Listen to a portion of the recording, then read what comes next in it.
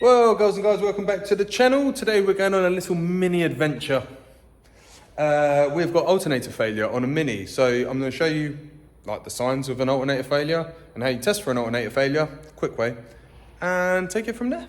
So first telltale sign that you have an alternator failure is normally when you start it up, you'll have battery light on, okay?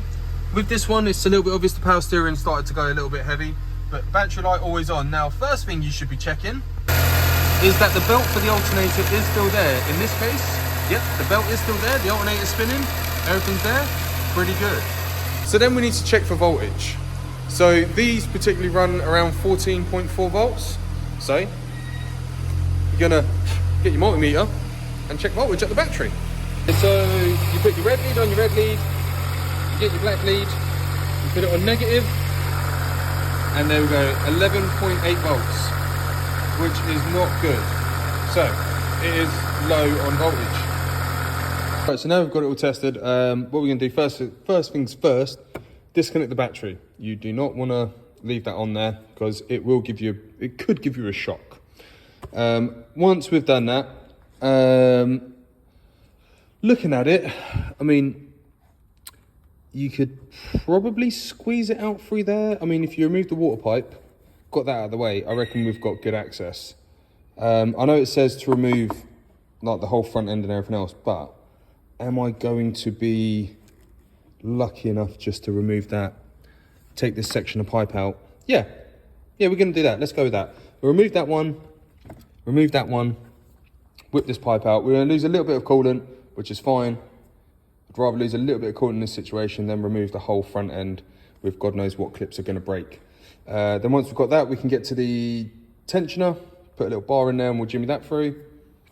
Cool, right, let's undo that and that, let's go. All right, battery disconnected. This was very, very interesting to get off. Lots of lube and some time and patience. Remove both connectors, just got that out of the way. As you see, once this is out of the way, I've got a feeling I'm going to hopefully swing this out. I don't know if it's going to work, but I mean, everyone loves a try, don't we? So let's fingers crossed. Okie dokie, I've used my 3/8 medium snap-on bar. To get it in there, I definitely didn't have to put the lever bar against here and here and just move the engine over a little bit to make that fit into the little square notch. But it did, pulled it down, popped it off the aircon. That means I'm free for the, I can take the alternator belt off at the top. And that is going to stay there until I'm ready to rebuild. So now, just got to undo the 210s that hold the actual alternator on. Oh, I've also removed the arch liner in case you hadn't noticed. So arch liner out with a load of annoying poppers and screws and stuff. So yeah, good. Okie dokie. So all 3 bolts are out. These don't come all the way out because they've got some plastic washer holding them in. Now, I'm hoping it's going to come out through here. I still need to disconnect the cables on the back, but you know, let's hope, maybe. Managed to wiggle it around into this position, and I'm going to disconnect the cable and the plug, and then, well, because I can turn it around, I reckon I can get it out. So I got it out through this gap, saving taking the whole front off. Now there is one more plug, this plug, which goes here. I've removed that one because that's what was stopping me from getting it through. It is like watching a reverse birth, it is weird. But it does come up, gets through. I did drop another bolt that was just stuck in the fan shroud. Well, I got that out. So that's it. You can take it off without taking the whole front end off. So hopefully saved you a lot of time. I don't know if I said it, but I did actually remove the whole pipe. Hold on. Yeah, this whole pipe was removed. But that's it, it's out. Now, let's get a new one ready to go in.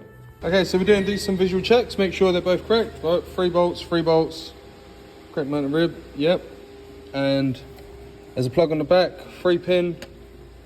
Please be 3-pin. Yep, brilliant. So, alternators are correct, they look the same, they're the same ampage. This one is 105 amp. There is 14 volt, 105 amp. This doesn't have that sticker on it, but I'm pretty sure it is because it was gone by chassis number and part number and reg. So I'm gonna take that bolt out, get it in there, and let's have a charged afternoon, shall we? Okay, so 310 mils are on, plugs on, cable on the sides on, auxiliary belts on, bars back out of there. Now all I've got to do is put the pipe here to there, fill up some coolant, connect the battery, and then do some checks. Battery's on, tight. We've got some blue juice in there. Can't bleed this through yet. We've got to start it up to do it. So let's start it up and hope the belt stays put. So we are looking for no battery light, and instantly gone out. EML light, yes, very nice. Okay, let's get a reading on the battery. Check the coolant. You're gonna have to bleed that coolant system, but for now, keep pumping it. There's still water getting in there, sloshing about. But let's do a battery reading first. Okay, we're all hooked up. Positive's in there. 13.9 to start with, but we'll check that in a minute. We've got to load it up and get all the lights and everything on. So we're gonna do a quick load test. Everything on, lights, hazards, indicators, blah, blah, blah, blah, blah. That's still on. Let's see where we're at. 13.7, 13.8, fluctuate 13.8. I mean, it's not bad. Taking mind the battery did get a bit of a beating. So once that's got up to decent charge, I'm expecting it to see around 14 volts. So I'm gonna bleed the coolant now and take it for a little road test. Okay, we have got temperature coming through. It's all nice and hot on the gauge. Everything's there. We're just gonna leave it to cool down and then double check the coolant level. But we've got power steering back, everything is working, no battery light. So happy days. So this one is done.